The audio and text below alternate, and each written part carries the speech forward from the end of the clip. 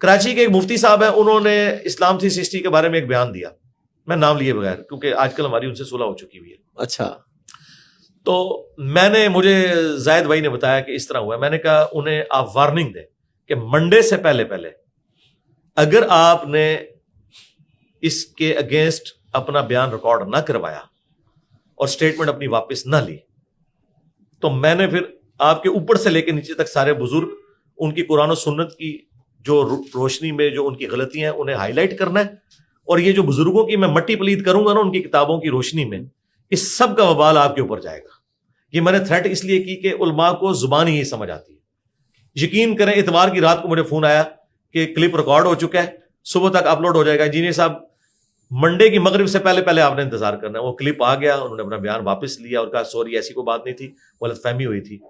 اور پھر اس کے بعد انہی مفتی صاحب کو جا کے انہوں نے انٹرویو بھی اپنا دیا. نہیں ویسے وہ مفتی صاحب بھی اچھے آدمی, ہمارے بڑے پیارے دوست ہیں. جی بہت اچھی بات ہے, اگر صلح ہو گئی ہے تو ہو ہی جانی چاہیے. جی ہماری ان سے کوئی ذاتی دشمنی تو نہیں ہے. ہم تو کہتے ہیں کہ آپ بزرگوں کو چھوڑ کے نا دین کا کام کریں اور اتحاد امت پہ کام کریں. اختلافی موضوعات ان کی فیلڈ نہیں تھی.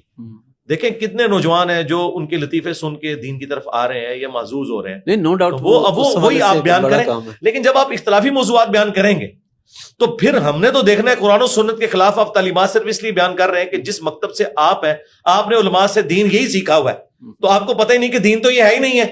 یہ تو فقہ حنفی کے بھی 14ویں صدی کے بزرگوں کا دین ہے. دین تو وہ ہے جو قرآن بخاری مسلم میں, پھر تو ہم آپ کا رد کریں گے. اور آج بھی اگر کوئی ایسی اسٹیٹمنٹ ان کی آئے گی جو قرآن و سنت کے خلاف ہوگی تو ہماری دوستی انہیں کوئی نفع نہیں دے گی. ہاں, کیونکہ ہم تو مرے ہوں کو نہیں چھوڑتے. اور امام مسلم نے مسلم کے مقدمے میں لیا کہ کچھ تابعین نے آپس میں ڈسکشن کی کہ یہ جو ہم حدیث پہ جرح کرتے ہیں اور راویوں کے اوپر جرح کرتے ہیں تو یہ غیبت ہے. تو دوسرے تابعین نے کہا نہیں یہ واجب ہے کیونکہ یہ دین کا معاملہ ہے. تو علم حدیث پورے کا پورا غیبت ہے. یہ جو کہتے ہیں علماء کی غیبت ہوگی, علم حدیث اسماء و رجال کا علم, مرے ہوئے بزرگان دین تابعین تبع تابعین کی غیبت کا نام ہے کہ یہ جھوٹا تھا, یہ کذاب تھا, اس کا آخری عمر میں حافظہ بگڑ گیا تھا. امام مسلم نے باقاعدہ لکھا ہے کہ یہ تو ہے ہی غیبت ہے. یہ غیبت وہ ہے جو غیبت واجبہ ہے دین بچانے کے لیے. یہ حرام والی غیبت نہیں ہے. یہ غیبت نہ کرنا حرام ہے, کرنا واجب ہے. اچھا آپ بھی ان کی پازیٹیو بات بھی کوئی بتائیں. بتا دیے نا کہ لطیفے بہت اچھے. ہاں کیونکہ مفتی صاحب نے آپ کے بارے میں بڑی بات کی تھی کہ آپ بڑے انٹیلیجنٹ ہیں. اس حوالے سے ایک پوڈ کاسٹ میں انہوں نے بھی ذکر کیا تھا. تو آپ میری تعریف یہ نہیں ہے کہ مجھے کوئی انٹیلیجنٹ, نہیں تعریف نہیں, انہوں نے میری تعریف یہ ہے کہ پازیٹیو وے میں یوز کریں. میری تعریف یہ ہے کہ اس پلانٹ ارتھ پہ مجھ سے پہلے نہ آج تک میرے علم میں کوئی بندہ ہے کہ قرآن اور سنت کی دلیل دیتا ہو, آیت کا نمبر بتاتا ہو, حدیث کا نمبر بتاتا ہو, بک کا بتاتا ہو, اور وہ چیزیں پبلکلی ڈسپلے کرواتا ہو, انکلوڈنگ ڈاکٹر ذاکر نائک کے. کیونکہ ڈاکٹر ذاکر نائک کی تو یہ فیلڈ نہیں ہے, وہ تو کمپیریٹیو ریلیجن کو لے کے چل رہا ہے. لیکن دنیا کے 1.5 ارب مسلمانوں کا مسئلہ تو یہ والا ہے نا. غیر مسلموں والے ایشوز تو بڑے تھوڑے ہیں. میں تو ان ٹاپکس میں بھی بولتا ہوں, اور اس میں بھی آیات, ابھی عیسیٰ ابن مریم کے اوپر میرا پورا ایک کلپ آیا ہے یہ 25 دسمبر کے اوپر, آپ دیکھیں میں نے پورے قرآن سے فی البدی ایک چیز بیان کیا اور بعد میں اس کے ریفرنس بھی لگ کے سامنے آ گئے. تو ہمارا تو کسی کے ساتھ کوئی مقابلہ ہی نہیں اس حوالے سے کہ کوئی یہ بات.